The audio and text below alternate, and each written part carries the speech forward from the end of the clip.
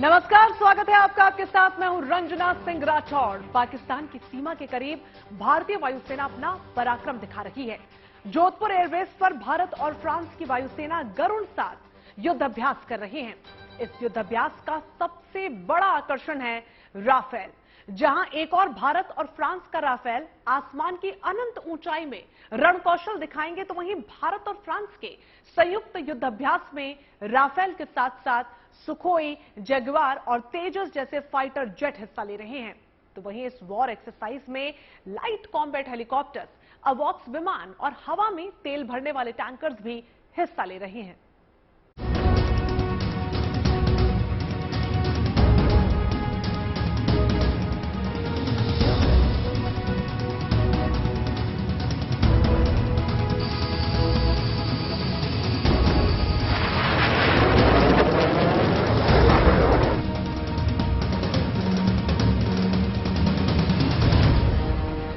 भारतीय वायुसेना का सबसे ताकतवर फाइटर जेट राफेल, जिसके बेमिसाल रणकौशल से दुनिया दंग है। चारों दिशाओं में गूंज रहा है सुखोई 30 MKI का शौर्य। जंगबाज जगुआर भी दिखा रहा है प्रचंड दमखम। तेजस के तेज से पहले ही दुनिया हैरान है। भारतीय वायुसेना की ये ताकतवर फाइटर जेट पश्चिमी सीमा पर गरज रहे हैं। आसमान में अपनी बेमिसाल फुर्ती और किसी भी जंग में जीत का पताका लहराने का हुनर पेश कर रहे हैं। भारत और फ्रांस की एयरफोर्स का 7वां संयुक्त युद्धाभ्यास गरुड़ जोधपुर में शुरू हो चुका है। 26 अक्टूबर से चल रहा गरुड़ 7 युद्धाभ्यास 12 नवंबर तक चलेगा। गरुड़ 7 वॉर एक्सरसाइज में फ्रांस के राफेल के अलावा भारतीय राफेल, सुखोई 30 MKI, जगुआर और तेजस फाइटर जेट अपना जौहर दिखा रहे हैं। इस वॉर एक्सरसाइज में लाइट कॉम्बैट हेलीकॉप्टर, अवॉक्स विमान और हवा में तेल भरने वाले टैंकर भी हिस्सा ले रहे हैं।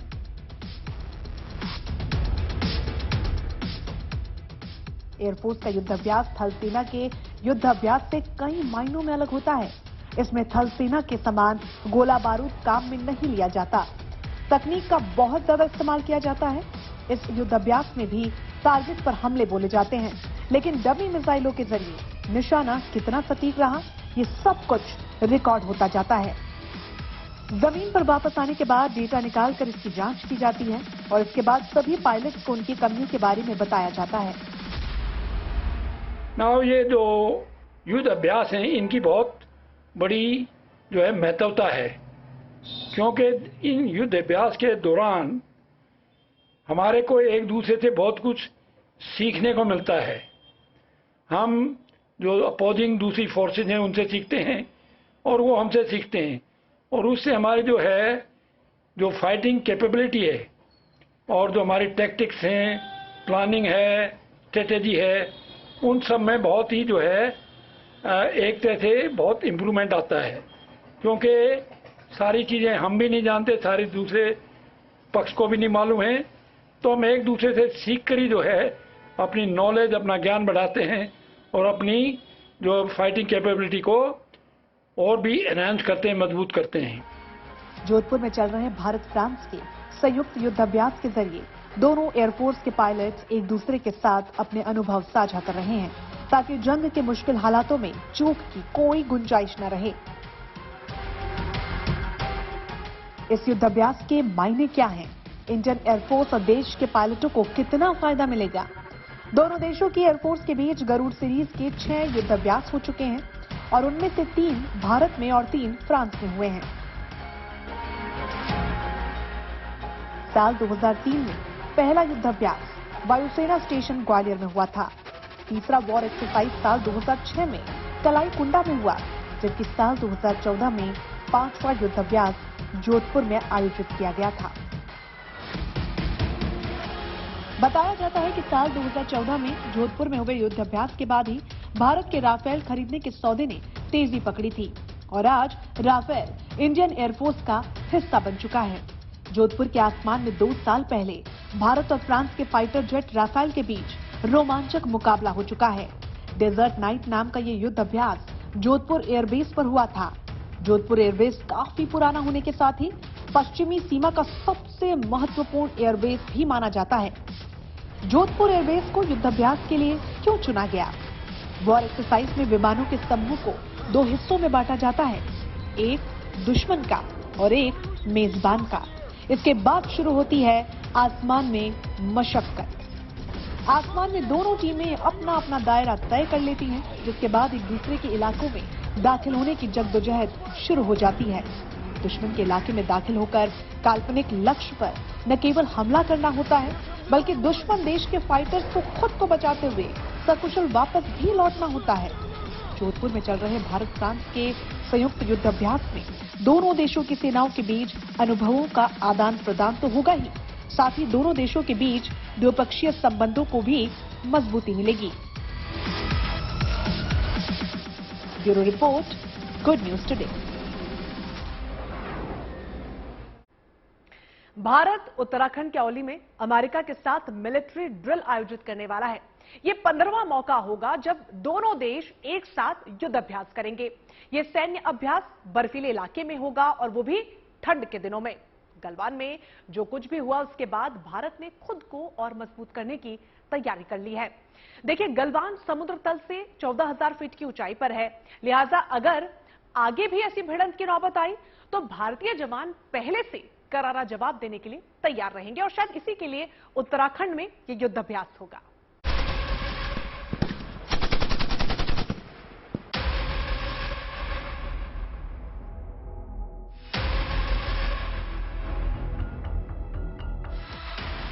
उत्तराखंड में भी घिरेगा चीन, फिर कांप उठेगा ड्रैगन। एलएसी के पास भारत अमेरिका दिखाएंगे दम।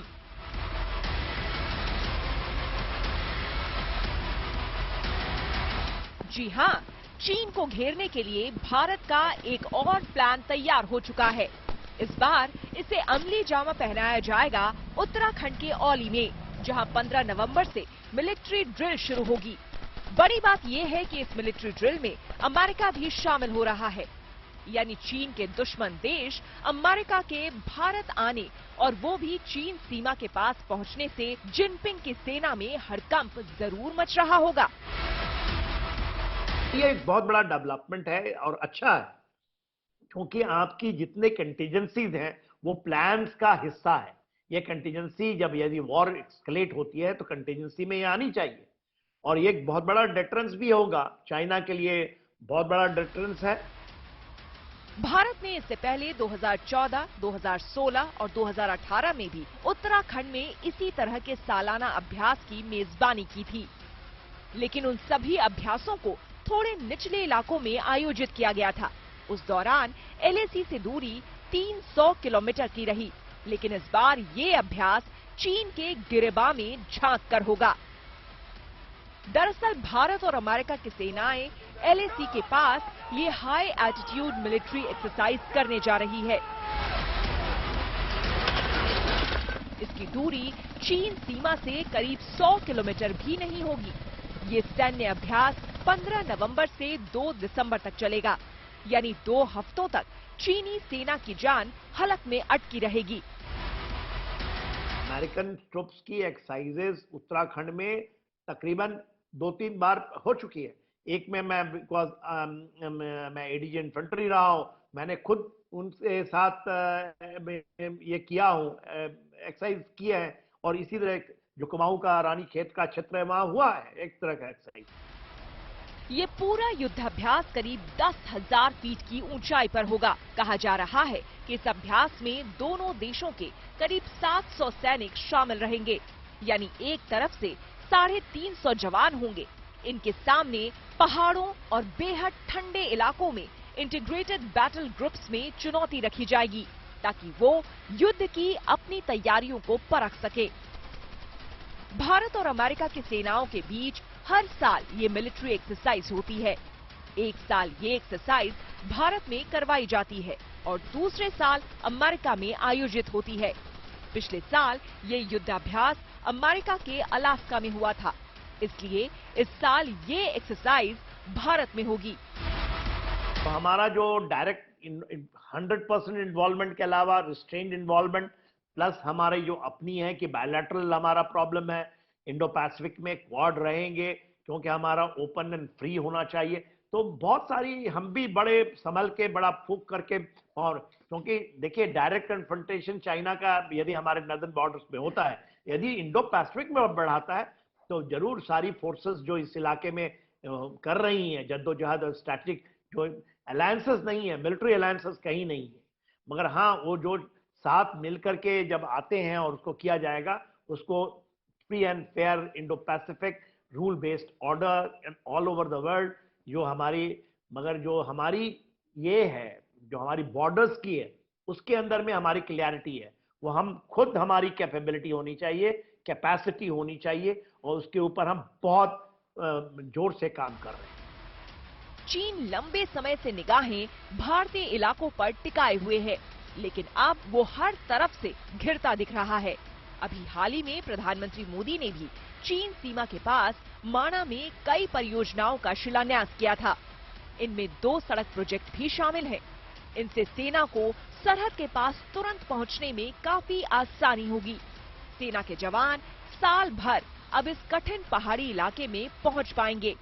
यानी एक तरफ सड़क परियोजनाओं से चीन की आफत बढ़ेगी, तो दूसरी ओर सीमा के पास भारत और अमेरिका का युद्धाभ्यास भी उसके लिए खतरे की घंटी होगा। चीन के लिए संदेश साफ है, वो संभल जाए। भारत अब पलटवार का पूरा दमखम रखता है। Bureau report, good news today. Bharat का पड़ोसी देश चीन अपने आसपास किसी न किसी से उलझता रहता है। एक तरफ वो जापान से उलझ रहा है, तो वहीं दूसरी ओर ताइवान पर भी वो अपना दावा बताता रहा है। इन सब के बीच भारत के साथ भी वो कहीं ना कहीं टकराने की कोशिश में लगातार रहता है। ऐसे में भारत सरकार चीन सीमा पर होने वाली किसी भी हलचल को हल्के में नहीं लेना चाहती। लिहाजा लद्दाख में भी अब आर्मी इंफ्रास्ट्रक्चर पर खास ध्यान दिया जा रहा है। कहा जा रहा है कि इस इलाके के लिए एक खास रणनीति बनाई गई है। न्योमा में नई एयरफील्ड बनाने की तैयारी शुरू कर दी गई है। गलवान भिड़ंत के बाद भारत अब कोई भी कसर छोड़ने के मूड में नहीं है। ये एयरफील्ड चीन सीमा के पास रणनीतिक तौर पर काफी अहम भूमिका निभाएगी। हालांकि वहां पर एयरफील्ड पहले से ही है, लेकिन नई एयरफील्ड भी इस इलाके में सेना को और मजबूत करेगी। असल में एलएसी से इसकी दूरी 50 किलोमीटर भी नहीं है। ऐसे में ये नई एयरफील्ड वायुसेना की क्षमता कई गुना तक बढ़ा देगी। वहां लड़ाकू विमानों के तुरंत उतरने और उड़ान भरने में मददगार भी ये साबित होगी। इसके अलावा चीन के साथ जो ये पूरा विवाद है, इसके दौरान न्योमा एयरफील्ड का इस्तेमाल हुआ था। वैसे इसी एयरफील्ड में पहले चिनूक और अपाचे हेलीकॉप्टर भी उतर चुके हैं। तो इन सब के बीच सेना को मजबूत करने के इरादे से अब वहां पर सड़क प्रोजेक्ट पर भी खास ख्याल दिया जा रहा है, खास ध्यान दिया जा रहा है, ताकि सेना के हथियार और दूसरी चीजें सड़क के रास्ते में भी वहां लाने में अहम भूमिका यहां पर निभाए। यानी कि जमीन से हवा तक सेना, वायुसेना को मजबूत बनाने की कोशिश अब यहां से और भी ज्यादा तेज कर दी गई है। आत्मनिर्भरता की सीढ़ी चढ़ते भारत के लिए एक गुड न्यूज है। गुजरात के वडोदरा इंडियन एयरफोर्स के लिए C-295 एयरक्राफ्ट मैन्युफैक्चर किए जाएंगे और इसके लिए टाटा के एयरबेस के साथ एक डील भी हुई है। इस डील के तहत गुजरात में C-295 एयरक्राफ्ट बनाए जाएंगे। मेक इन इंडिया और स्वदेशी विमानों के निर्माण को बढ़ावा देने के लिए प्रधानमंत्री नरेंद्र मोदी गुजरात के वडोदरा में 30 अक्टूबर को इसकी आधारशिला रखेंगे।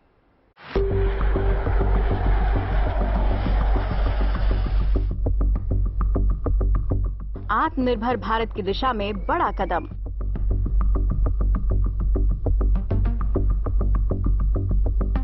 देश में बनने जा रहा है वायुसेना का ट्रांसपोर्ट एयरक्राफ्ट। एयरबस और टाटा मिलकर बनाएंगे C-295 ट्रांसपोर्ट एयरक्राफ्ट।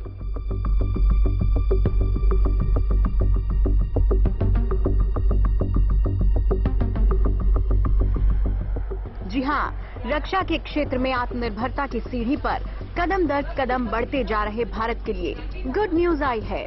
गुजरात के वडोदरा में एयरफोर्स के लिए C-295 ट्रांसपोर्ट एयरक्राफ्ट बनाए जाएंगे।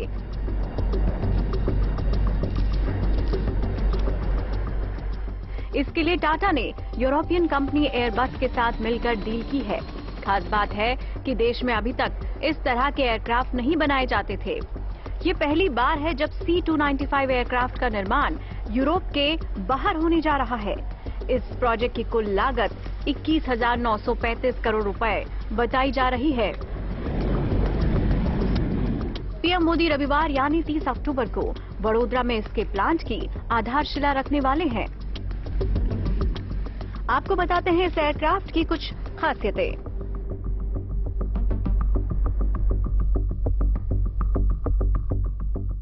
खास है C-295 एयरक्राफ्ट।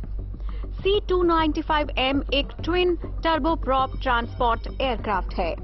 नया C-295 एयरक्राफ्ट पिछले CN-235 ट्रांसपोर्टर का एक अपग्रेड है। इसमें एक विशिष्ट हाई विंग और रियर लोडर डिजाइन है। विमान छोटे रनवे पर अपनी छोटी टेक ऑफ और लैंडिंग क्षमता के चलते बेहद उपयोगी है। इसकी पेलोड क्षमता 10,000 किलोग्राम तक है, जिसका मतलब है कि विमान लगभग 10 टन का वजन लेकर उड़ान भर सकता है। ये 320 मीटर के लैंडिंग रन से उतर सकता है। छोटे टेक ऑफ और लैंडिंग क्षमता के चलते ये दुर्गम जगहों तक सैनिकों और सामान को ट्रांसपोर्ट कर सकता है। विमान लगातार 11 घंटों तक उड़ान जारी रख सकता है। विमान में 70 सैनिक ट्रूप्स, 50 पैरा ट्रूप्स और 5 पायलट की भार क्षमता है। C-295 विमान को वीआईपी ट्रांसपोर्ट, मेडिकल एग्जीक्यूशन, सैन्य संचालन, हवा से हवा में ईंधन भरने के साथ साथ नागरिक और मानवीय मिशन के लिए कॉन्फ़िगर किया जा सकता है। हर तरह के ट्रांसपोर्ट के लिए एयरक्राफ्ट उपयोगी है। विमान में एक रिमूवेबल रिफ्यूलिंग सिस्टम भी होता है, जिसका वजन 1500 किलोग्राम है। यह अतिरिक्त फ्यूल टैंक एक ऑपरेटर कंसोल और 100 फीट लंबी होज ड्रम यूनिट से लैस है। यह एयरक्राफ्ट इलेक्ट्रॉनिक वारफेयर सिस्टम से लैस होगा। विमान में रियर रैंप डोर होगा, जिससे भारी सामान या ट्रूप्स को ऑपरेशन के दौरान सीधे नीचे गिराया जा सकेगा। एयरक्राफ्ट उन इलाकों में उड़ान भरने के लिए बेहद उपयोगी होगा जहां बड़े और हैवी एयरक्राफ्ट उड़ान नहीं भर सकते। प्राकृतिक आपदा के समय ये एयरक्राफ्ट काफी कारगर होंगे। इनके जरिए रेस्क्यू ऑपरेशन में एयरफोर्स को आसानी होगी। सितंबर 2021 में भारत ने एयरबस डिफेंस एंड स्पेस के साथ लगभग 21,000 करोड़ रुपए की डील की थी। इसमें पुराने एवरो 748 की जगह C-295 एयरक्राफ्ट खरीदने की डील हुई थी। 56 विमानों की मांग की गई थी। इनमें से 16 स्पेन से बनकर आएंगे और बाकी 40 गुजरात के वडोदरा में बनाए जाएंगे। माना जा रहा है कि सितंबर 2023 से अगस्त 2025 के बीच 16 एयरक्राफ्ट रेडी कंडीशन में सौंप दिए जाएंगे।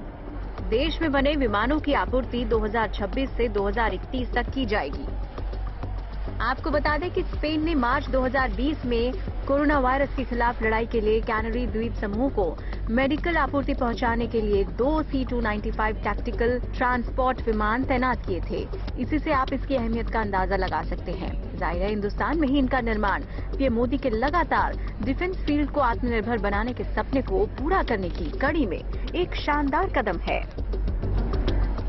Bureau report, good news today. तो जिस रफ्तार से डिफेंस सेक्टर में भारत का रुतबा बढ़ा है, उसी रफ्तार से डिफेंस सेक्टर में भारत का डंका भी बज रहा है। कैसे? ग्राफिक्स के जरिए आपको समझाते हैं। देखिए, नौकरियां, रोजगार देने के मामले में भारत की डिफेंस मिनिस्ट्री दुनिया में सबसे आगे है।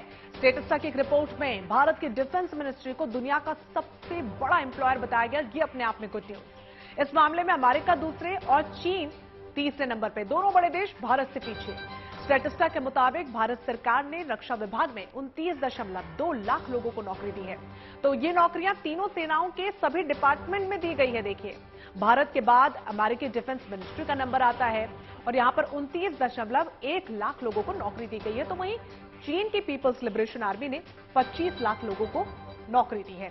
यह दावा जर्मन कंपनी स्टेटिस्टा का है। स्टेटिस्टा जर्मनी की एक प्राइवेट ऑर्गेनाइजेशन है जो दुनिया भर में अलग अलग आंकड़े डेटा के अनुसार यहां पर जारी करती है।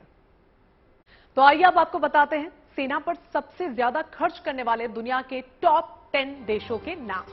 Stockholm International Peace Research Institute यानी कि सिप्री के मुताबिक विश्व सैन्य खर्च 2021 में 2.1 ट्रिलियन अमेरिकी डॉलर के साथ अब तक के सबसे ऊंचे स्तर पर पहुंच गया है। सबसे ज्यादा सैन्य खर्च के मामले में अमेरिका टॉप पर है और इसके बाद चीन का नंबर आता है और तीसरे पायदान पर हमारा देश भारत है। न्यूज एजेंसी के मुताबिक 2021 में अमेरिका का सैन्य खर्च $801 बिलियन था, तो वहीं चीन ने अपनी सेना के लिए $293 बिलियन और भारत ने $76.6 बिलियन खर्च किए। तो एलएसी पर भारत अपने आधारभूत ढांचे को मजबूत करने के लिए युद्ध स्तर पर जुटा हुआ है और इसी के तहत रक्षा मंत्री राजनाथ सिंह ने सीमा पर लगे रणनीतिक रूप से महत्वपूर्ण 75 इंफ्रास्ट्रक्चर प्रोजेक्ट्स को राष्ट्र को समर्पित भी किया है। अपने 2 दिवसीय लद्दाख दौरे पर पहुंचे रक्षा मंत्री राजनाथ सिंह द्वारा बुनियादी ढांचे वाली जिन परियोजनाओं का उद्घाटन किया गया है उनमें लेह का शोक सेतु भी शामिल है। इस परियोजना को बीआरओ ने तैयार किया है।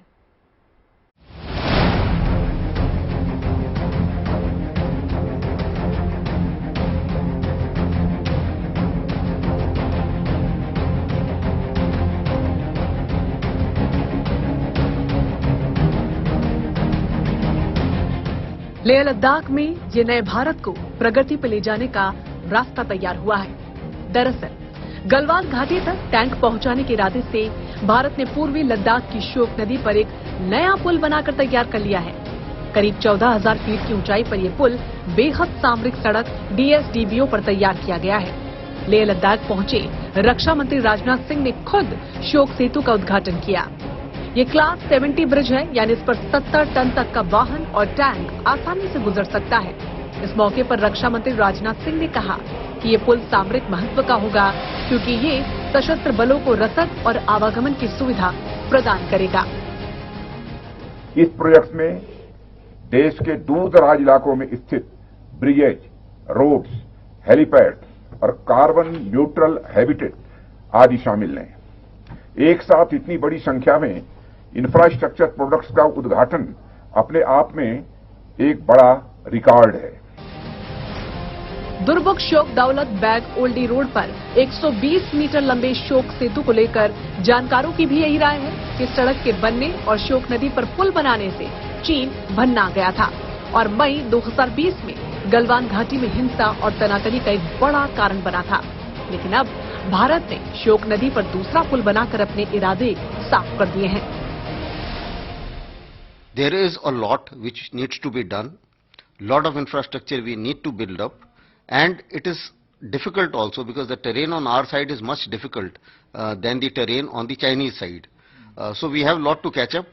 A lot has been done. This 75 projects I think is a major game changer. अभी बहुत कुछ करना है, बहुत सा इंफ्रास्ट्रक्चर हमें विकसित करना है। ये करना कठिन है क्योंकि चीनी साइड की तुलना में ये टेरियन और नॉर्थ साइड ज्यादा मुश्किल है, तो हमें बहुत कुछ बराबरी करनी है। काफी कुछ हो चुका है, जैसे ये 75 प्रोजेक्ट मेजर गेम चेंजर हैं। तेजी से तरक्की के पथ पर हिंदुस्तान चले, इसलिए रक्षा मंत्री राजनाथ सिंह 2 दिनों के जम्मू कश्मीर दौरे पर थे। उनके इस दौरे पर पड़ोसी देशों की भी नजरें बनी रही, क्योंकि इस दौरे के दौरान उन्होंने जम्मू कश्मीर के विकास को बढ़ावा देने के लिए परियोजनाओं का उद्घाटन भी किया। रक्षा मंत्री राजनाथ सिंह ने लद्दाख के लेह में शोक सेतु सहित 75 परियोजनाओं का उद्घाटन किया है। सीमावर्ती क्षेत्रों में रहने वाले लोग हमारी सामरिक संपत्ति हैं और इसीलिए सीमावर्ती क्षेत्रों में बुनियादी ढांचे का तेजी से विकास किया जा रहा है। इसके लिए सरकार की योजना यहां रहने वाले लोगों में विश्वास की भावना विकसित करने के लिए अधिक से अधिक सीमावर्ती क्षेत्रों को जोड़ने की है और इसी इरादे से इन परियोजनाओं को शुरू भी किया जा रहा है। इन परियोजनाओं में बीआरओ की भूमिका अहम है। रक्षा मंत्री ने इस दौरान बीआरओ म्यूजियम की भी आधारशिला रखी। लेह में जिन 75 परियोजनाओं का शुभारंभ हुआ वो 6 राज्यों समेत 2 केंद्र शासित प्रदेशों को जोड़ने का काम करेंगी। इन परियोजनाओं के जरिए देश एक नई ऊर्जा, नई सोच और उत्साह के साथ नई यात्रा शुरू कर रहा है और माना जा रहा है कि इनके जरिए भारत दुनिया में अपना एक नया स्थान पाकर रहेगा। Bureau report, good news today. आगे बढ़ते हुए रुक कर लेंगे कुछ और खबरों का। सबसे पहले बात राजधानी दिल्ली की, जहां पर पुलिस की मुस्तैदी और चौकसी की वजह से 2 मासूम अपने परिवार वालों से बिछड़ने से बच गए। दिल्ली के सागरपुर इलाके में पुलिसकर्मियों को सड़क पर 2 बच्चे भटकते हुए मिल गए, जिनकी उम्र महज 3 से 4 साल के बीच थी। दोनों बच्चे न तो अपने घर का पता बता पा रहे थे और न ही अपने पिता का नाम बता पा रहे थे। गुरुवार 27 अक्टूबर की दोपहर एक पुलिस वाले को दोनों बच्चे सड़क पर अकेले भटकते हुए मिल गए थे, जिसके बाद बच्चों से प्यार से पूछा गया कि कहां है उनका घर, क्या है उनके पिताजी का नाम। बच्चे सही से जवाब नहीं दे पाए। हालांकि करीब 2 से ढाई घंटे की मेहनत के बाद पुलिस बच्चों के माता पिता तक पहुंच गई। दोनों बच्चे पड़ोसी हैं और दोनों बच्चे घर से खेलने के लिए बाहर निकले थे और फिर वो अचानक घर से कुछ दूर निकल गए और रास्ता भटक गए। अच्छा, तो क्या हुआ? मम्मी डांटती है?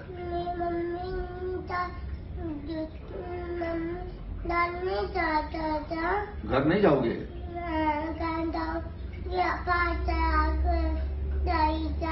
हाँ। अच्छा, मम्मी डांटती है आपको? अच्छा ठीक है, मम्मी को समझाऊंगा मैं, ठीक है। और आपको क्या समस्या है? आपको क्या हुआ? मेरी मम्मी डांटती है आपको भी? आपकी मम्मी और इसकी मम्मी अलग अलग हैं? तो तुम दोनों बच्चे मम्मी डांटती है इसलिए घर छोड़ के निकल गए? इधर बताओ, इधर घर छोड़ करके निकल गए तुम दोनों? भूत आ गई। अच्छा, और आप भी घर छोड़ के निकल गए हैं? आप जाओगे मम्मी के पास? नहीं जाओगे? अच्छा, वेरी गुड, वेरी नाइस। अब बात आस्था के महापर्व छठ की। छठ को समझने और भारतीय सभ्यता और संस्कृति से रूबरू होने के लिए दुनिया भर से लोग भारत पहुंच रहे हैं। बिहार में गया जिले के बकरौर गांव में छठ पर्व के मौके पर भगवान भास्कर की पूजा में शामिल होने के लिए जर्मनी और इटली से 4 पर्यटक पहुंचे हैं। विदेशी मेहमानों ने बताया कि भारतीय सभ्यता संस्कृति से प्रभावित होकर वो खुद यहां पर छठ पर्व में शामिल होने के लिए पहुंचे हैं। जर्मनी और इटली से आए विदेशी मेहमान छठ के लोकगीत के धुन पर खरना का प्रसाद बनाने में जुटे हुए नजर आ रहे हैं। तस्वीरों में देखिए, गांव के लोग विदेशी मेहमानों को छठ पर्व के बारे में जानकारी भी दे रहे हैं और ये बता रहे हैं कि भगवान सूर्य को अर्घ्य देने की परंपरा कितनी पुरानी है और इसका महत्व क्या है। Here to experience the culture and to learn something about the traditions, and that's why I'm so thankful to be here and to have the opportunity. हम लोग गेहूं चुन रहे हैं, चावल चुन रहे हैं। शाम के व्यवस्था है खरना के लिए 5 बजे के लिए। 5 बजेगा तो खरना सब कोई करेंगे। सब खीर बनेगा, सब सामान बनेगा, वही सब कोई खरना करेंगे। सब लोग के बुला के प्रसादी खिलाएंगे।